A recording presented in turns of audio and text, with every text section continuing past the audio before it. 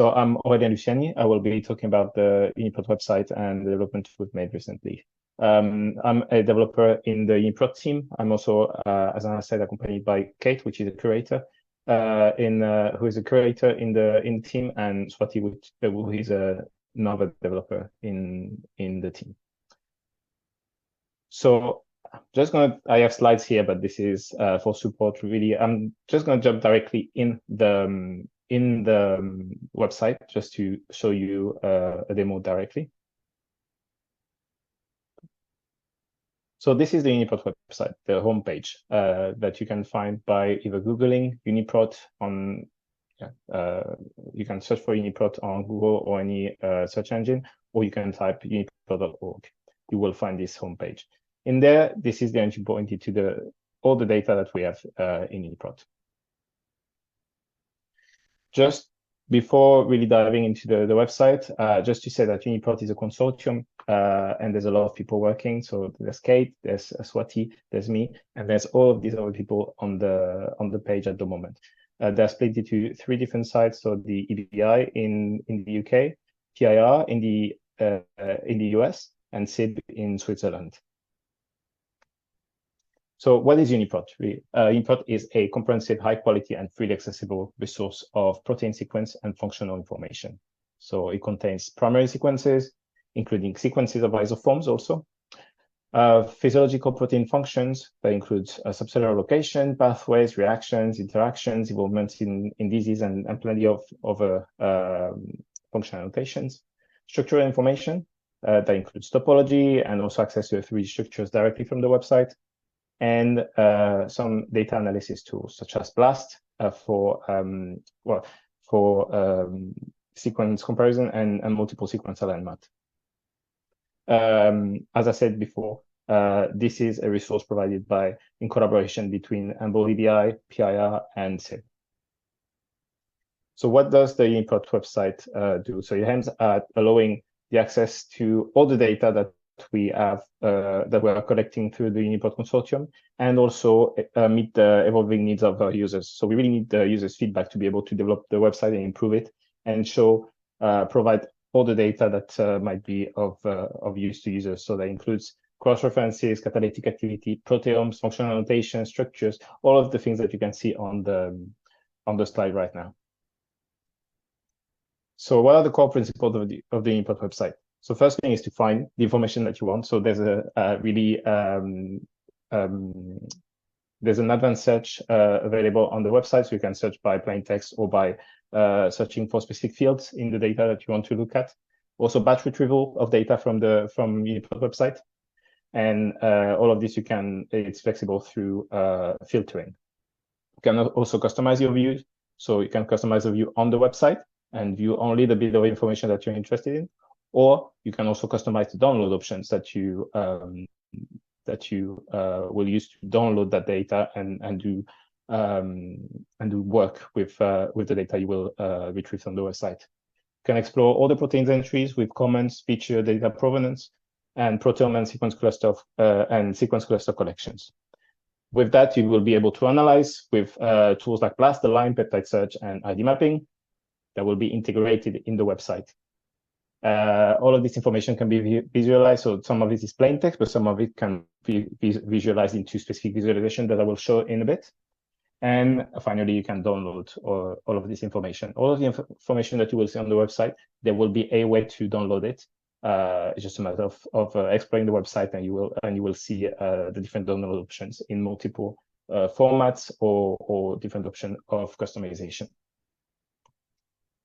So again, this is the homepage.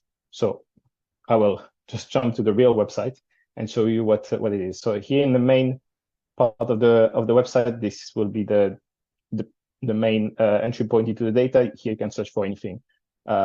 This will search by default in UniProt KB. So here there's a bit of distinction to know. UniProt is the website, and it's a consortium. It's all of us that are providing this data. And UniProt KB is the main data set of UniProt. So it stands for UniProt Knowledge Base. And this will be most of the time what people refer to when they say they're looking into a UniProt protein or UniProt entry. We also have proteome information, protein clusters, which are called UniRef, and also sequence archive, which is called UniPark. On the homepage, you also have access to different tools that we provide at the top here, and also information that can be quite important to the current release that you're looking at, because we have regular releases through the year. And so this is the 4th release of 2023. And it's quite important if you want to compare or reproduce experiments to know what release your data is based on. Also, you will have the help link here that will point to the help center, and also a contact form here to reach us. Scrolling down, you can see that there's also some other supporting data, which is not the core data of UniProt, but still available if you want to search or access the data through these entry points or through keywords, taxonomy, for example. Some blog articles that we have related to the data, information about the latest data releases here. The tools are also linked here. So all of the 4 main tools that we have on the website are available here. Some information about help and trainings, and some information about the data itself. So how to download the data, different ways of downloading the data, and parametric access. All of this is documented in the website. Okay, so now I will look for proteins. So let's say, for example, that I'm interested in the APP gene. So I will look for APP. I will get a list of results. So if it's the first time that you use the website, what you will see is a pop-up that will tell you in what way you want to view the data. So here we have a table of data that might be overwhelming if you just want to explore really quickly the data, or if you don't want to see that much. So you will have the option to view by card, which is a bit more condensed and overview view of the results you have there.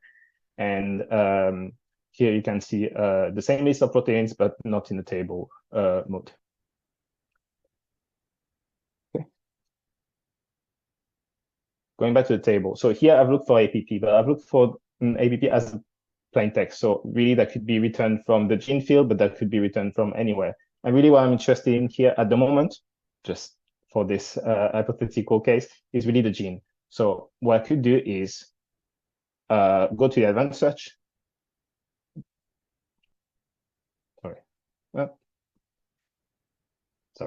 Advanced search, and then I will see that here I have a way to search for any of those fields. So there's quite a lot of ways to search. And so here I know that I want to search for gene name. So I will look for gene name. And here I will enter APP. What I will do is I will do this advanced search. So you can see there's a bit of difference. Here there's 200,000 results. But if I'm really looking only for gene names, there will be 5,415 results. Also, I mean, there's a suggestion here to refine your search directly from here. So here I could also have clicked directly for gene name, and it would have replaced the search to say, okay, search for APP, but only for genes. As you can see, that can be present in other fields that might be of interest to you or might not be of interest to you. Same thing, I could have looked for APP human. And so I would have had the human one. But if I really wanted to refine and not do a plain text search, but really look for that, I can combine those search, and I will say, okay, gene name, I want that to be APP. And then I will add a field, which is the taxonomy in that case. And I would want the taxonomy to be only for human. And so here I could have entered directly the taxon ID if I know it, but I can look for human. What you can also look for is taxonomy at a higher level. So I could have looked for primates only. And so here you see there are only 11 results. What you can see here is the first one is gold here. So this shows that this is part of the SwissProt dataset or reviewed dataset. These are entries that have been reviewed by a curator, just like Kate, for example, that assess that the annotation in it are correct, and curators have been adding this data, and all of those are part of the unreviewed set. Doesn't mean they're bad, no. It just means that no curator has annotated this. So all the annotations come from other methods. That would be automatic method. Okay. Let me just check. So what else can we show here? Advanced search. This is available here. You could also have reached the advanced search directly from the page here. On the side, you can see, so I'm just going to expand a bit the search so that it's a bit more useful. You can see here, there are some quick search on the side with count. So you can see that if I restrict by only the reviewed one, so I had removed the human filter here. If I restrict only by the reviewed one, I will get 24 results, and you will have all of this data here. Similarly, I could have restricted by other characteristic like the protein existence or a protein with a 3D structure, and then that would give me this result set. All of these filtering options here are available in the advanced search also, so that could be alternative ways of doing the same thing. Okay. What you could also do is search for everything. So here, sorry, I'm going to go back to the home page. If I were to click here on the proteins card here, I will end up on that overview of UniProt KB, explaining a bit what it is, and I can start searching for all the data in UniProt KB. So you can see that in UniProt KB, I have that many entries, and they are split between reviewed and unreviewed, as I've explained before. But what you could also do is, let's say I'm looking only at the reviewed one. Something that's been added recently in the new website is that group by option. So you can say, okay, in this set of 500,000 plus proteins, I want to see how they split by taxonomy. So in there, you can take a bit more time because it's quite computationally intensive. It will be, those entries will be grouped by taxonomy, and then I can explore them. So, okay, I have 3% of them that are from viruses, and the rest are from cell organisms. And then I can dig into those and dig through the tree of data. So here, you only see the proportion at the top level. But if I want to jump directly to the second level, so to, let's say, I'm going to go in eukaryota. So I will click there, and it will use eukaryota as that top level. And then you can see the split between eukaryota of this search. And that could work also for any search that you do. So if you do that plain text search for APP, you can also do the group by taxonomy. And then you will have a different numbers in there, and that you can still explore.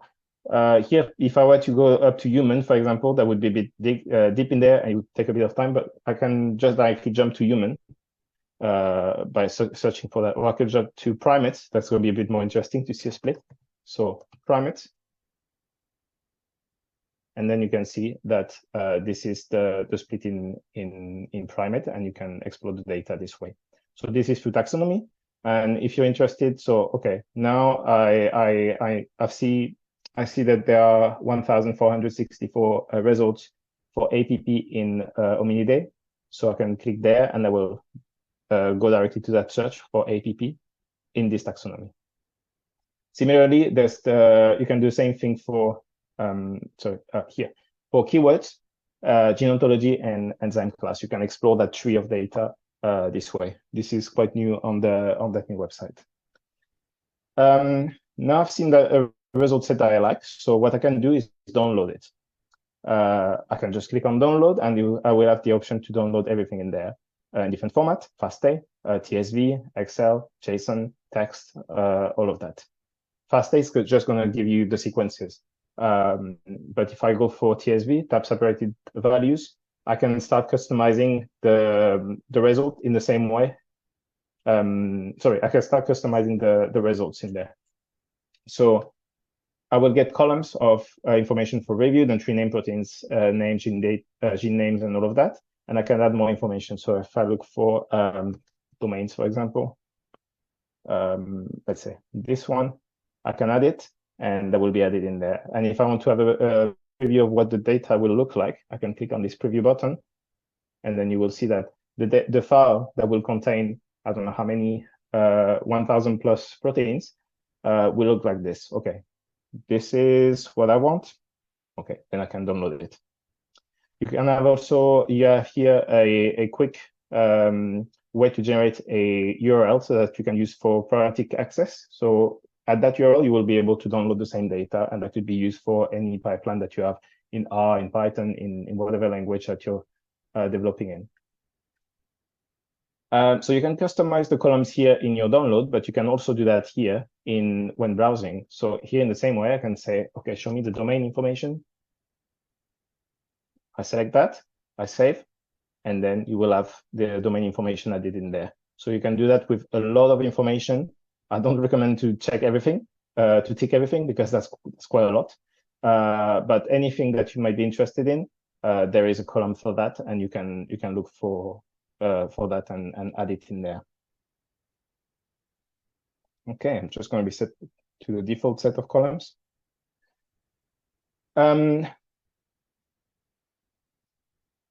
Here, if I go back to everything, you can see there's 250 million entries in there. That's quite a lot. I was still able to download it in there. So this is something that will be actually too big for the browser to be able to download. And so we don't actually recommend, well, we're not allowed to download it directly. What you will need to do is generate a file, and this will be a file would be created for you by the website, and it will be sent to you afterwards. So here in this case, I can submit this. This is a job that will be run on our servers, and whenever this file has been generated, then you will be able to download it after. The good thing with that is you can still have access to all the customization options that I said before. So you can still change all the columns and all that for those millions of entries. It will take a bit of time, but you will eventually get it. This is maybe not a good example, because what you should be doing if you download everything is go to our FTP website. So this is documented on the help page, and just download the pre-generated files from there. So you can download the set of everything in UniProt KB directly from FTP. And so this is available in the help. But if you wanted to have customization or big subset of UniProt KB, this would be a way to do it. Okay, let's jump into a entry. So I would use that one. So the app, well, which one I want? I want this one. So this P05067 is fairly well annotated, and so that's going to be a good example to go through the different sections. So here I jump to the entry view. You can see that at the top you have the different function.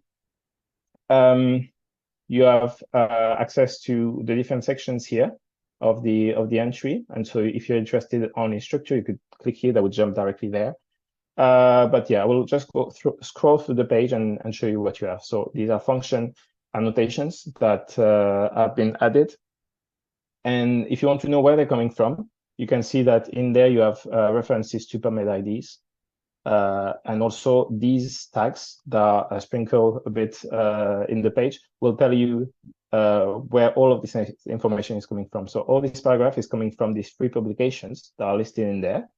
You can view the abstract in there, or you can go to the PubMed website or another website to have a look at this publication.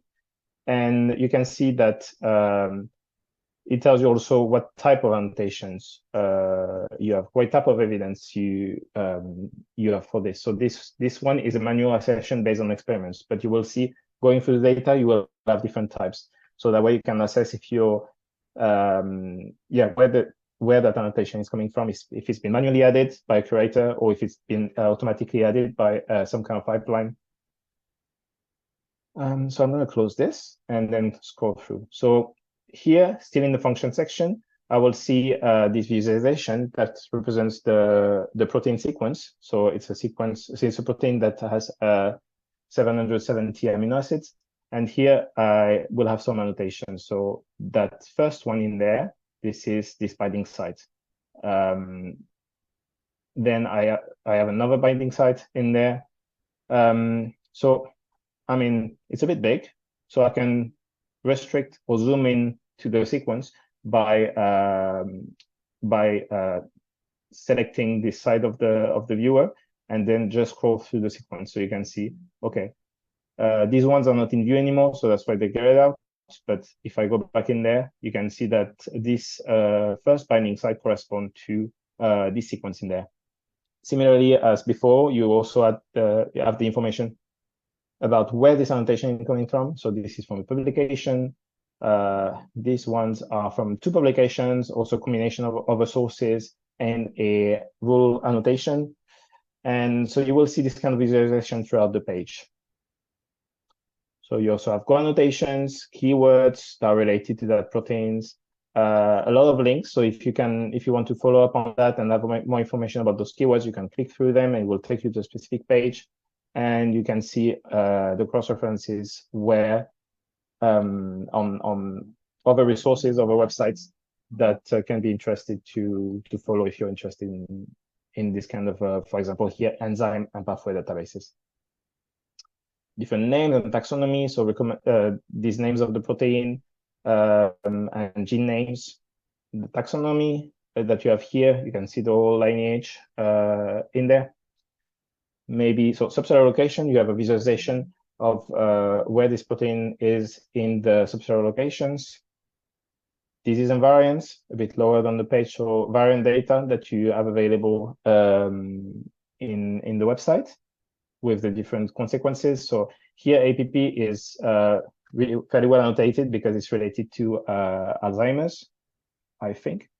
Yes. Sorry, I'm not a creator, I'm a developer, but yeah, this one is linked to Alzheimer's, so that's why it's a good example because it's been well annotated, and I can show you a lot of data. Maybe I can also show you the structure. So if you go to the structure section, you will have access to all the structures that are related to that protein. So you have PDB structure, but you also have on most of the import KB entries, you have access to AlphaFold. So in some cases where you don't have PDB, you will still have AlphaFold available, and this data is integrated in the website, and you can see it in there also. Okay, family and domains. Similarly, you have this mini view that is focused on helix. Sorry, not family and domains. I'm still instructor. But here, this is focused on helix, beta strand, and turn. So you can see where in the sequence you have these features. And then if I jump to family and domain, it's a bit lower. Then you can see regions, domains, and all of that. So if you're interested in a specific type, you can also restrict to motif. So here you have this motif. I'm not really sure what that is on this view. So what I can do is click on it and it will highlight it. And I can see it's right in the middle. And then sequence and isoform. So in this case, there's a canonical sequence for P05067 for the APP, for this APP protein will be this one, but it's also associated with isoform, which are kind of variants of that same proteins that have some differences from the canonical one, and you can still access the sequence here. So you see this one is shorter, and all of these are listed in there. And finally, what you can see is also at the bottom of the page, similar proteins. So similar proteins are other proteins in our database that either have 100% identity, 90% identity, or 50% identity. It's a quick way to have already pre-generated set of proteins that are similar, and you can see that, for example, in this one, there is another protein in macaque that is 100% that has 100% identity with the one that we're currently looking at for human. And if I want to expand the set, I can jump to 90% identity, and you will have a lot of different organisms that have 90% similar. And you can see that they actually have the same name in this case, and you can browse all of them. So these sets are what are called UniRef that we've shown in the home page. I can show again. These UniRef clusters of identity at 100%, 90%, 50% identity. You can browse them through there also, or you can search for them in there. And if I go back to the sequences, you can see that all the sequences have also a unique reference to UniPark. So UniPark is the dataset in UniProt of unique sequences. So you can see that if I jump to that UniPark entry, you will have information about the sequence and about all the cross-references, so all the different entries where it's found, and also the cross-references that I might have to over databases. Okay, back to this entry.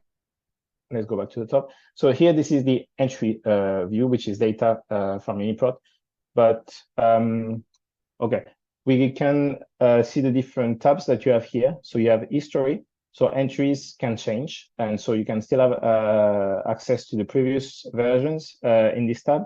So annotations can be added, the canonical sequence can be changed, but we keep track of all of that, and you can still have access to this protein as it was, for example, in this case, in 2021 in our database.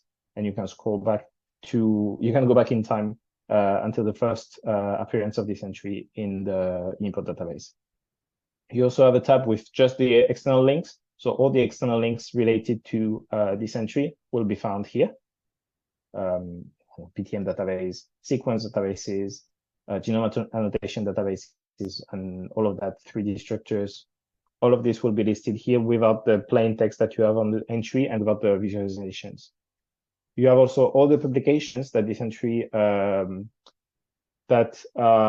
you can find a reference to this entry. So you can see there's quite a lot, and you can still filter through them. So, for example, there are 1,359 publications that refer to the function of this entry, and so you can explore them in there. What you have seen in the entry is also these mini views with a bit of for example, the domain annotation, the structure annotations. They're a bit spread throughout the page. And if you want to compare, okay, I have domain here, but I want to see if there's a variation at the same place, what you can do is open the variant viewer. The feature viewer. The feature viewer will show all of the different visualization in there. So this one is a bit overwhelming because there's a lot of annotations, but still that can let you compare. And within the structure, so from the first amino acid to the last amino acid, where are the different annotations? So here you have structural annotation. So you can see this is an helix, and this helix is right in the middle of this region, which is a CUBD domain. I'm not really sure what it does, but yeah, this is right in the middle of this region. You can have a site. You can see this is on this specific peptide. And so you can view all of this together. Similarly, if you scroll a bit down, so here I've selected a binding. And if I scroll, so this is not a good example here. I will use the AlphaFold one because it has the whole protein in there. So you can see that here I've selected a domain before, and it will highlight it in the AlphaFold structure. But if I select this peptide, it will show it to me in the 3D structure, in the AlphaFold structure, and I can see these things in context. What I can also show is something quite new, is the variant viewer. In the variant viewer, you will see variants annotated either by UniProt directly, so you can filter them here, and you can see that there are variants here, but also imported from other sources like CleanVar or other large-scale studies.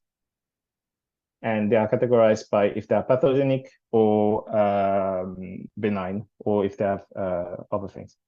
So you can still explore them in the table. And similarly, if you click on them, you will see them highlighted in this view. And you can still interact with the view to be able to see where in the sequence this variant can exist. Okay, that's the entry view. So now if I talk about the tools that you have access to. So here, for example, so let's say that I go take this sequence in there. I will just copy it. And I will want to blast a sequence that comes from my experiment. And so this is not really this sequence, but this is something a bit different. So I will just modify it a bit. This is not what you would do, but yeah. TR, something like that, and we remove this bit. So this is not the same entry anymore, but I will still run the blast against it. So I will try to blast it. So what I can show you is that, so when you run a blast, it is a sequence similarity search, And so you need to define against which database you want to trigger that search. So in that case, by default, it's using UniProt, KB, RefProt, reference proteomes, and SwissProt. So this is the reviewed one and the unreviewed one that are from a reference proteome. You can also expand your search to all of UniProt KB. It's always a trade-off because if the database that you search against is bigger, it will take longer to return. So this one is usually a good trade-off to find good information, but still run in a decent amount of time. But if you want, you can use that one that will have more proteins, but it might take longer. You can also restrict for only UniProt KB with 3D structures, UniProt KB from reference proteomes. And you can also search against the UniRef databases that I've talked about earlier, or the UniPark one. UniPark is going to be quite huge, so it will take a long time to search against that, but you will have all the sequences in UniProt, in the UniProt databases. Down there, you can also customize the BLAST parameters. So I would not recommend to change that unless you know what you're doing. This is not really part of this webinar. I will not go into too much detail into those parameters. What you can also do in there is directly restrict by taxonomy. So if you want to reduce a bit the size of the database you're searching against, you can say, okay, I'm going to search only in primates. So you can do that. Or you can also, I can remove that and search only in human. So this is something I can do. You can also name your blast. So my last job. And what you can do, what you will do is then later on, you will be able to find it. So when I run this blast, I will end up in this view, which is my tools result dashboard, which will list all the different jobs that have been running. So this is the one I've run just before. This is the one I've just named, my blast job. And you will have a bit of information about what type of job that is. In this case, this is a blast. So you can see it's taking a bit of time to run. It's normal. It can take a few minutes. I've already run a blast before, so this one completed, and I can open it. So here I have 250 results that are found in UniProt KB with my input sequence. So here you can browse the result set. We will have information about how about the identity, the score, and the e-value of the hit. So in that case, it's really similar to the isoform 4 of P05067. And if I want to see exactly what are the differences compared to from my input query to this result, I can click on here, and it will pull that pairwise alignment view, which is similar to the domain visualization that we saw before. And then I can browse through the hit to see what are the differences. So you can see here I had edited this bit of the sequence to remove that, so it picked it up. And you can see that in there. You can also zoom out to have a bigger view of that, but that would correspond to this. Okay, I can also, there's a lot of results in there, so I might not be interested in all of them. So I can still filter in the same way I filter in the search in there. So I can filter only for the reviewed proteins. And here you can see that I will only see the hits that are from the UniProt KB reviewed set. Similarly, here, those histograms, taking a bit of time, sorry. So these histograms are also a way to filter. So you can filter from these hits only for the better scores. So let's say I will select this, and it will only reduce, sorry, it will show the data only for these high scoring hits. Okay. A good thing about this dashboard is that your job keeps running in the background. So you can see that I opened this blast job, and in the meantime, these two jobs completed. So it means that you can still browse the website while it's running. Your job will not be lost. And you can see here that since I was browsing the website, I also got these notifications at the bottom of the page that told me that those jobs are finished if I wanted to have a look at them. So I will discard them because I've seen them. And so you can have a look here at the dashboard. You can view that through here directly. or if you click there, you will have the full view dashboard with all the jobs. These are jobs I've run before with over parameters and all of that. So these jobs will be available for 7 days. You will still have access to the results for 7 days. What you can do after 7 days, they will be kept for an additional 7 days here. So the job results will not be available, but at least you will still be able to resubmit them. So it will have kept input parameters, and you can still submit them. If you're not interested in them anymore, you can delete them also. But eventually, they will be automatically deleted after 14 days in total. And they will not be deleted if you star them. If you click on the star, it will be kept for as long as you want.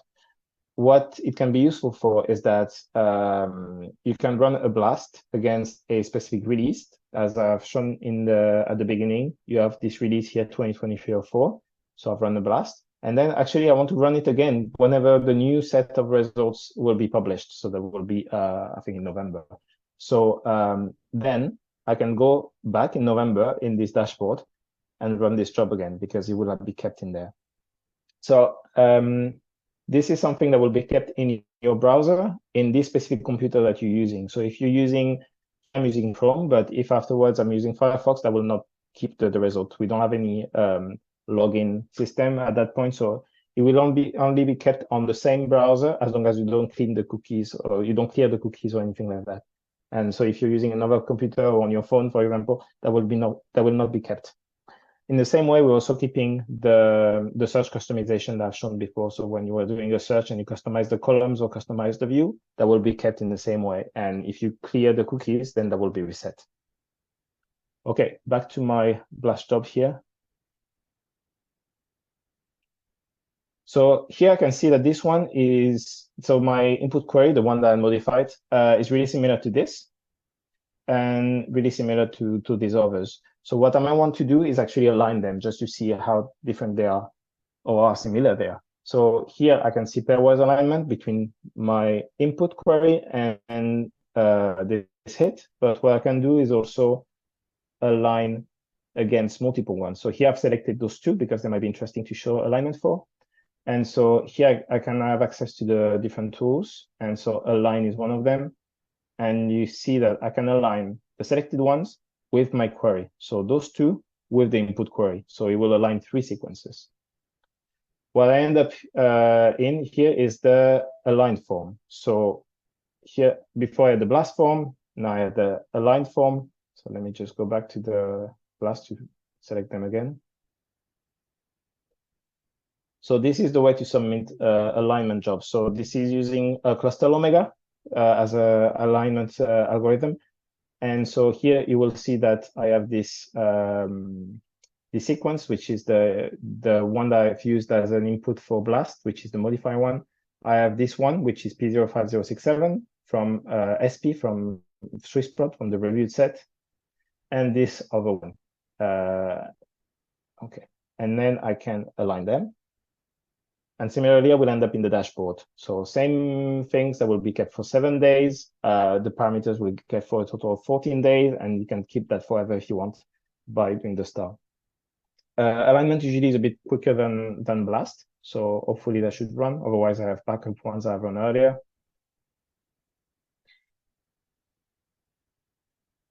Okay, this completed. So since I'm already in the dashboard, I didn't get the notification because I'm already looking at that.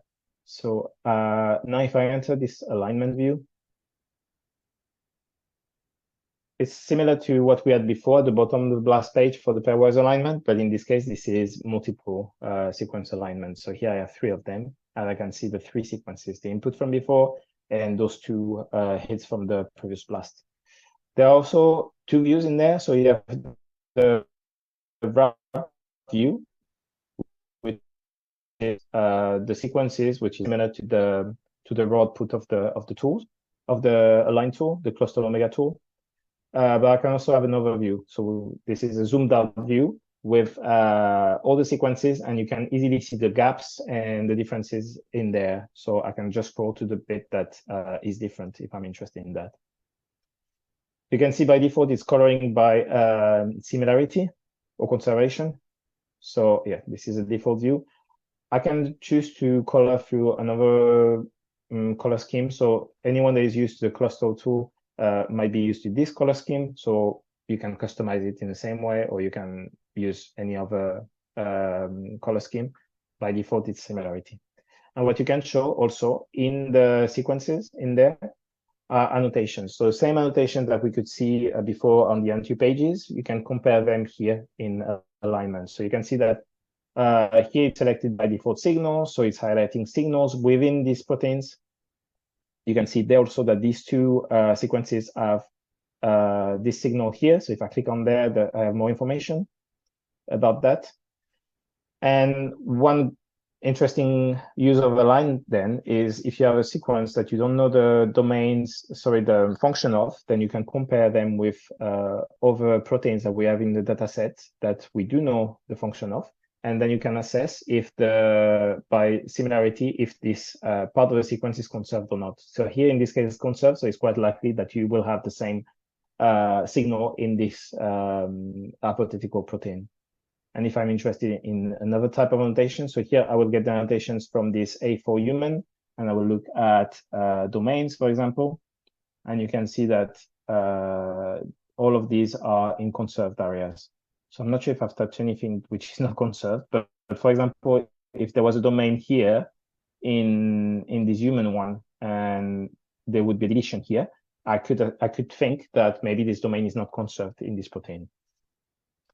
Okay, other tools that we have access to is also peptide search. So BLAST will be a tool to look for a sequence by similarity. Peptide search is a bit similar, but it will allow only to look for exact sequences. So here, if I look for this specific sequence, it will not find the similar ones. It will find the exactly equal sequences. So any protein that contains this sequence will be presented in the result set. So it might take a while to run. I don't actually know. I haven't run one before. It's fine. Basically, it will show you a result set from UniProt KB. And so it's quite similar to what you would see here. You can also customize the view by filtering within the result set or look for anything within this result set. And the last one is ID mapping. ID mapping, you will have a list of IDs and you can map them to UniProt KB or from UniProt KB. So say that I have a list of UniProt accessions, I can paste that here and then do the mapping, and then I will get a full view with all the results customizable and all of that. What's interesting also is that you can also map to and from other databases. So say that you have a list of PDB accessions, you can paste in there, you select input as PDB, and then you map to UniProt KB. So you can find all the UniProt KBs that map to a specific set of PDB accessions. Same way around, if you have a list of UniProt KB, you can map them to PDB, for example. What you cannot do, because this is UniProt, so basically the center of this mapping tool is UniProt, you cannot map, say, PDB to Humble directly. You will have to jump through the UniProt step. So you will have to have UniProt somewhere, either as a from or as a to of this search. So here I have run one before. So this one completed. So if I click on the resubmit button, I will see the input I've used. Oh, sorry, in there. So if I click on the resubmit button, you can see I have a list of accessions in there. Quite a lot, actually. So you have, this many accessions. So if I open the results, you will see that it mapped 1,449 IDs to these entries. So it found that it was this entry.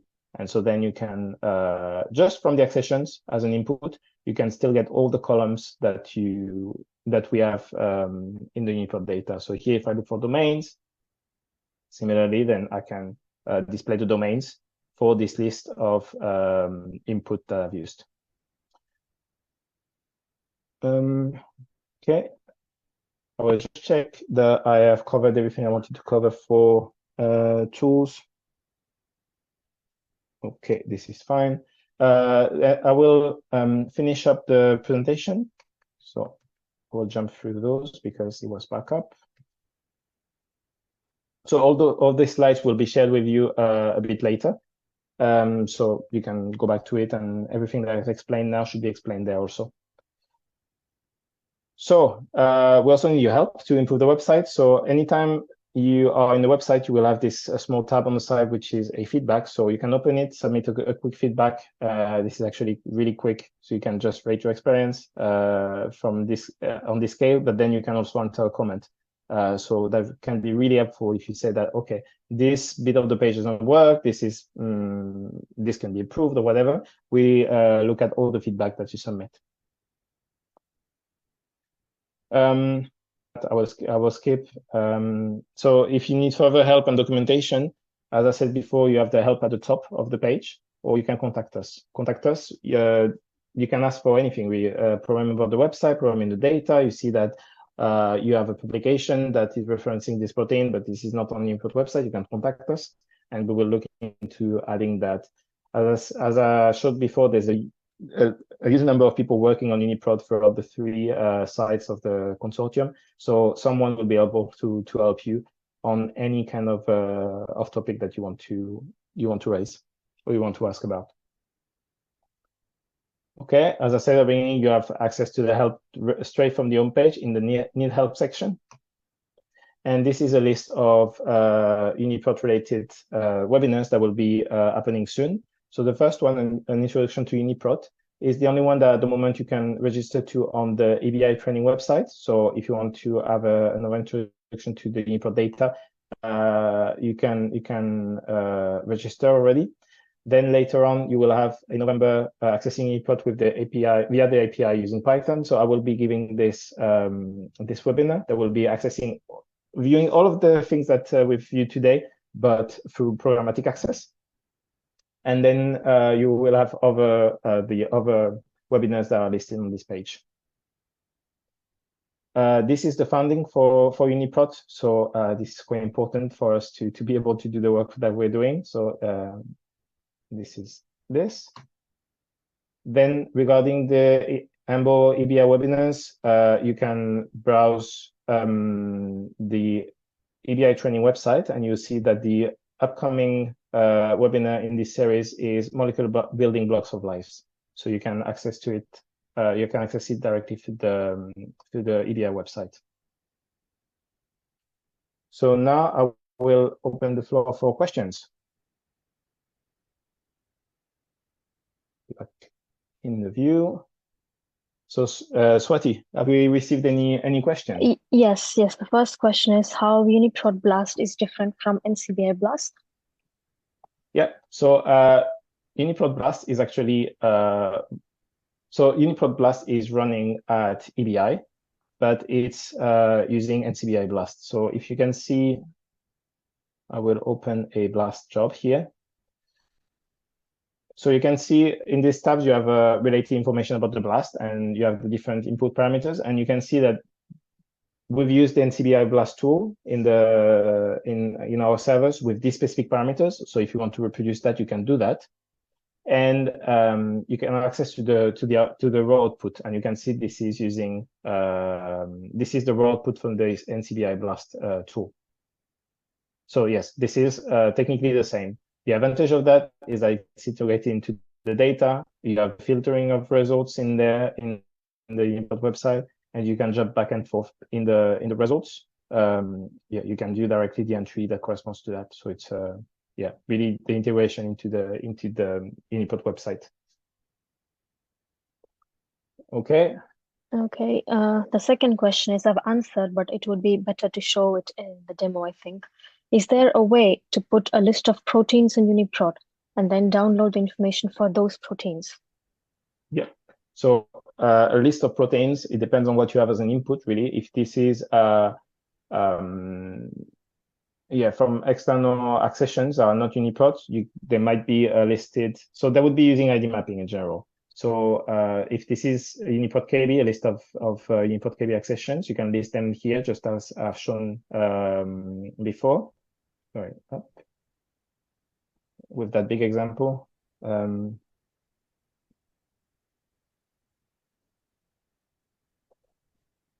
here I have a list of accessions. What you can also do is a list of gene names that would be one of the inputs in there. So you can search for gene name. So if I do APP and UniProt KB, then I will get a list of let's see, but yeah, it will get a list of UniProt KB entries that have this gene name. So I think that covers it, Swati. If we still have a few minutes, I can show a bit more of the past results, of the tool results. And what I wanted to show is also that we have those tabs that that can be a bit useful to explore the result of BLAST. You can see the taxonomy distribution within the BLAST result in there, the hit distribution, identity or score, as I showed just before, the text output, the raw output from the tool, and the input parameter, the API request. So if you wanted to do that to access the EBI service that would do this, you can reproduce that with curl using this. Similarly, for all the tools, we have these last tabs are always the same. So you have always the raw output of the tool. So in that case, that would be the raw output of Crystal Omega. The input parameter that we use, so that you can reproduce that even if you have that running locally or on your own service, and the API request if you want to query the EDI service. And here on top of the alignment, you also have the phylogenetic tree available. The percent identity matrix, in that case, is quite similar, so it's not really interesting. So it's the identity matrix of all the proteins aligned. Yes.